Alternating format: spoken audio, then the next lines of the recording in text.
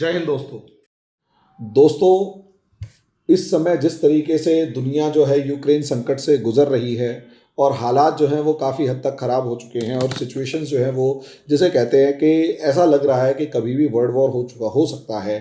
लेकिन कहीं ना कहीं सिग्नल्स थोड़े बहुत इधर उधर से आने भी शुरू हो जाते हैं और जो सिग्नल इस समय पे आ रहे हैं वो कहीं ना कहीं पेचीदा होते हुए नज़र आ रहे हैं। और हम जो एक गुट बनने की देख रहे थे कि एक ग्रुप बन रहा है रशिया और चाइना के बीच का, वो ग्रुप कमज़ोर होता हुआ नज़र आ रहा है और शायद चाइना कुछ और सोच के बैठा है और इसी नए प्लान के चक्कर में उसने रशिया को धोखा दे दिया और पुतिन को बीच मझधार में उलझा के खड़ा कर दिया। अभी तक जो अमेरिका और यूरोपियन कंट्रीज कमज़ोर पड़ती नज़र आ रही थी, एक दो सिचुएशंस ने या एक दो स्टेप्स ने इस समय पर पुतिन को घिरा हुआ दिखाई दे रहे, मतलब स्टेप्स की वजह से पुतिन घिरा हुआ दिखाई दे रहे हैं और दूसरी जो ताकतें हैं वो मजबूत होकर आगे बढ़ती हुई नजर आ रही हैं और इसके पीछे सबसे बड़ा धोखा चाइना का नजर आ रहा है।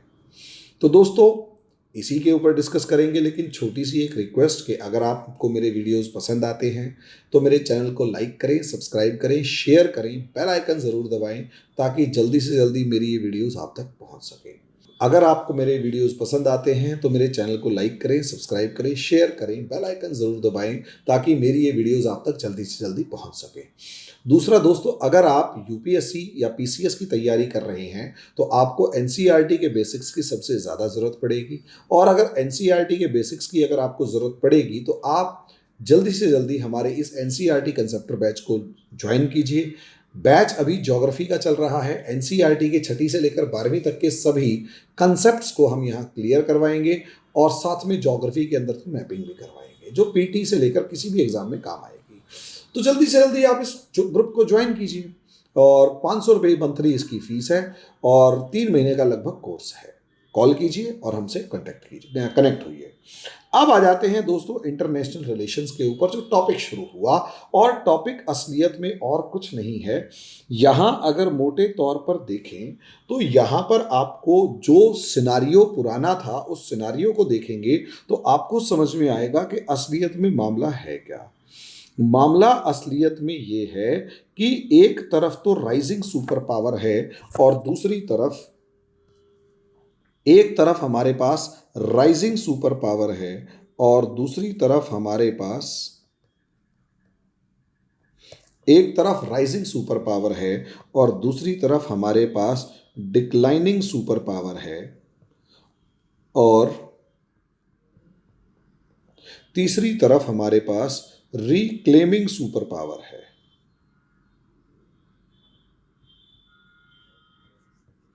एक तरफ वो है, यानी एक तरफ हमारे पास चाइना है, दूसरा हमारे पास अमेरिका है और तीसरा हमारे पास रशिया है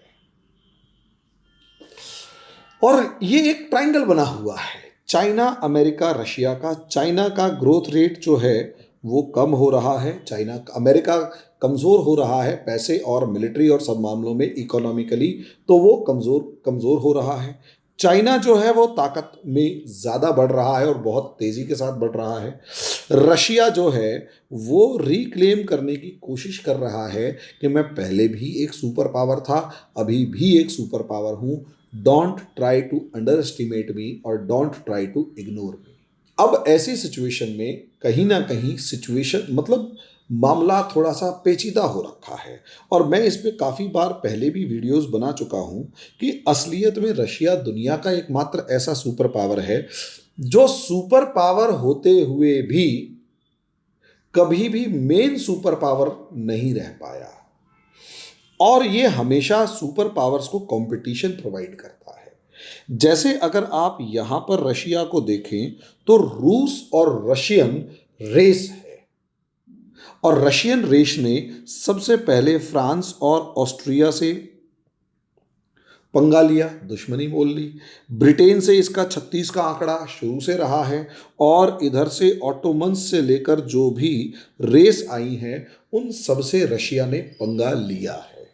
लेकिन रशिया की सबसे बड़ी प्रॉब्लम ये है कि असलियत में रशिया जो है वो नॉर्दर्न मोस्ट पार्ट में है। उससे ऊपर का जो सी है वो हमेशा 4 महीने तो कम से कम जम जाता है, और इसको एग्जिट पॉइंट हमेशा दूसरे देशों के पास से मिलता है, चाहे वो ब्लैक सी हुआ, चाहे वो बाल्टिक सी हुआ, चाहे दूसरा।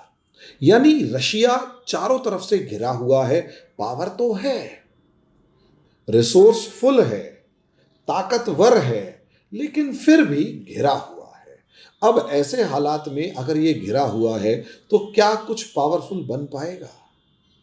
क्या कुछ मतलब सरवाइव कर पाएगा? तो ऐसे में अगर आप देखें, वर्ल्ड वॉर 1 हुआ तो वर्ल्ड वॉर 1 में रशिया कहीं ना कहीं कंसीडरेबल पावर था, लेकिन रशिया ने अपनी इज्जत बचाने के लिए ज्यादा लड़ाई लड़ी कंपैरेटिवली सुपर पावर को क्लेम करने के लिए। वर्ल्ड वॉर 2 में अगर आप देखते हैं तो वर्ल्ड वॉर 2 में रशिया के सर पे सेहरा बंधा, रशिया के सर पे सेहरा बंधा कि रशिया ने हिटलर जैसे नाजी को, सबसे पावरफुल बंदे को हराया।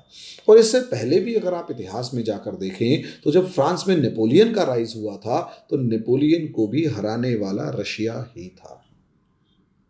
रशिया की वजह से, यानी रशियंस के पास एक पावर ये कि दो दो सुपर पावर्स को रशिया ने हराया है।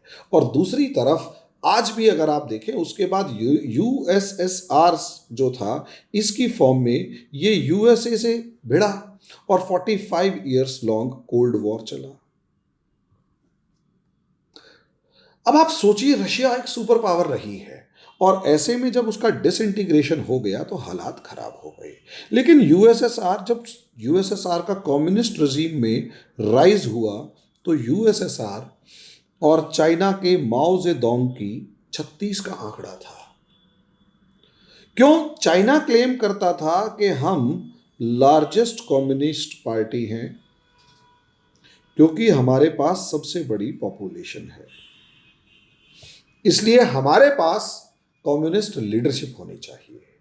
वहीं पर यूएसएसआर कहता था कि हम फर्स्ट कम्युनिस्ट कंट्री हैं और हम एरिया वाइज और पैसा वाइज सबसे ज़्यादा ताकतवर हैं, इसलिए कम्युनिस्ट लीडरशिप हमारे पास होनी चाहिए।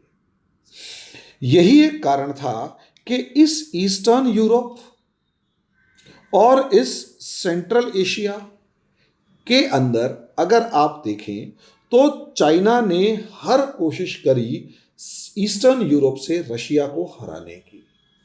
इसी तरीके से चाइना और रशिया का कंपटीशन हमेशा से इस सेंट्रल एशिया में बढ़ा रहा है, हमेशा बना रहा है। रशिया इस मंचूरियन रीजन से पे कब्जा करके अपने आप को ईस्ट सी ऑफ जापान तक लेके आना चाहता है, और चाइना अपने रिसोर्सेज को बढ़ाने के लिए सबसे पहले तो रशिया के इस साइबेरियन रीजन पर नज़र गड़ाए बैठा है।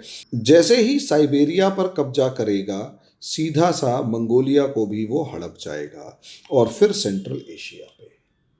शॉर्ट में कहने का मतलब ये है कि चाइना और रशिया की भी लगभग वही दुश्मनी है जो रशिया और ईस्टर्न यूरोप की है। ऐसे में यहाँ ये जो तीन पावर्स हैं, एक तरफ तो अर्स्टवाइल यूएसएसआर और आज का रशिया, दूसरी तरफ चाइना, और तीसरी तरफ ये जो यूरोपियन रेस है और खासकर वेस्टर्न यूरोपियन रेस है, ये तीनों आपस में भिड़े हुए हैं। चाइना सुपर पावर क्लेम कर रहा है, लेकिन वो चाहता है इस इंडो पैसिफिक के अंदर अपना डोमिनेंस बनाए रखे। रशिया चाहता है कि यहां अमेरिका का डोमिनेंस ना हो और इसीलिए रशिया अमेरिका को रोके रखने के लिए कुछ हद तक चाइना को सपोर्ट करता है, और यूरोप चाहता है कि रशिया इधर ना जाए और रशिया इधर हमारे साथ थोड़ा सा उलझ जाए, ताकि अमेरिका ने ये चाल चली और मैं इसके पीछे भी वीडियो बना चुका हूं, ताकि चाइना को अकेले में काउंटर किया जा सके। अब यहां पर बाइडन आया, बड़ी समझदारी के साथ यूक्रेन और बेलारूस को सुलगा दिया। रशिया ने यहाँ पर अपनी आर्मी, पुतिन ने अपनी आर्मी भेजी और अपनी आर्मी भेजकर वॉर एक्सरसाइज वगैरह करी। ब्रिटेन, अमेरिका या यूं कहें कि यूरोपियन कंट्रीज ने रशिया की इस चाल को देखा, समझा, खुलकर सामने आने की जगह यूक्रेन को हथियार प्रोवाइड करने शुरू करे और इस हद तक हथियार प्रोवाइड करने शुरू करे कि कुछ कहने की हद नहीं। रशिया ने ना चाहते हुए, यानी पुतिन ने ना चाहते हुए भी यूक्रेन को आर्म्स एंड एम्यूनिशंस बढ़वा दिए।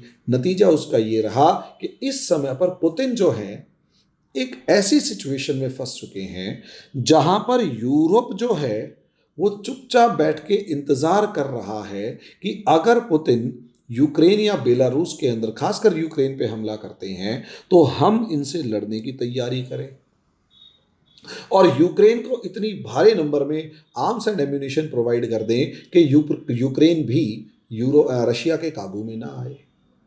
और दूसरी तरफ जर्मनी जैसे देश जो अभी तक रशिया के सपोर्ट में थे, उनको भी मजबूरी में कहना पड़ गया कि यार अगर आप यूक्रेन के ऊपर हमला करते हो तो आज नहीं तो नॉर्ड स्ट्रीम 2 पाइपलाइन जो हमारी प्रपोज्ड है, हमें वो कैंसिल करनी पड़ेगी। और यहाँ तक कि टर्की जैसे देश भी जो किसी टाइम पर यूरोप के, मतलब रशिया के साथ गलबहियां डालते घूम रहे थे, उन्होंने भी साफ कह दिया कि भैया अगर प्रॉब्लम क्रिएट करी तो अच्छा ना होगा, हम यूक्रेन में आपके इन्वेजन को सपोर्ट नहीं करेंगे। तो सोचकर देखिए, रशिया इस टाइम पर इस पूरे रीजन के अंदर अपने आप को फ्रेंडलेस महसूस कर रहा है। लेकिन इस दबाव को यहां कम किया जा सकता था अगर चाइना यहां पर कुछ दबाव ताइवान पर बनाता और जो अमेरिका था उसको कमजोर करता या उस पर दबाव बनाता और अमेरिका और यूरोपियन कंट्रीज को ईस्टर्न बॉर्डर यानी कि ईस्टर्न फ्रंट्स के ऊपर कंट्रोल करने की कोशिश करता। अब ऐसी सिचुएशन में रशिया को उम्मीद रही होगी, तभी तो पुतिन ने यह चाल चली। चाइना ने यहां पर इस मामले में छोटा सा एक नॉर्थ कोरिया का मिसाइल टेस्ट अगर देखा जाए और ताइवान के ऊपर एक बार उसका एयर स्पेस वायलेशन देखा जाए तो पिछले 2 से 3 महीने में चाइना ने ऐसा कुछ नहीं किया जिससे अमेरिका और यूरोपियन कंट्रीज पर दबाव पड़े और रशिया का दबाव यहां से कम हो।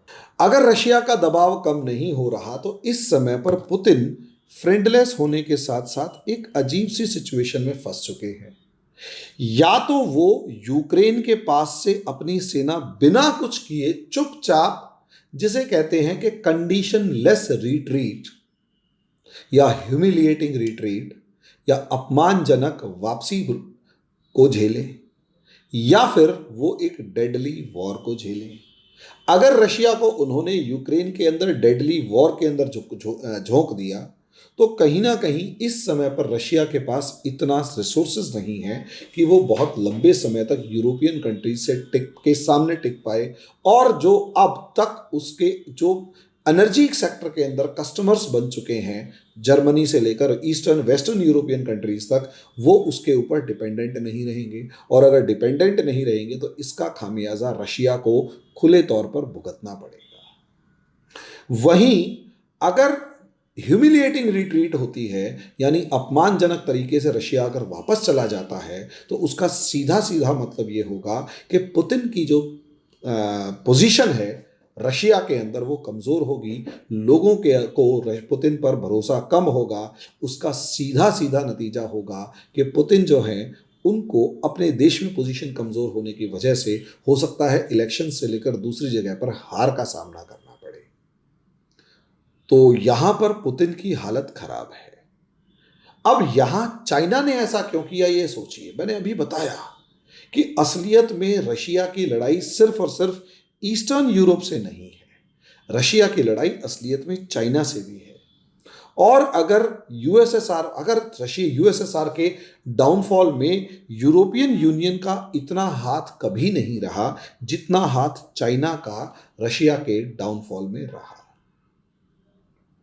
और यही एक कारण है दोस्तों कि आगे आने वाले समय में होता क्या है और यूक्रेन क्राइसिस जो एक स्टेलमेट की फॉर्म में आ चुका है और रशिया कहीं ना कहीं उसमें फंस चुका है, पुतिन उसमें फंस चुके हैं और उसके पीछे बड़ा एक बड़ा रोल जो है वो चाइना का है, चाइना के धोखे का है।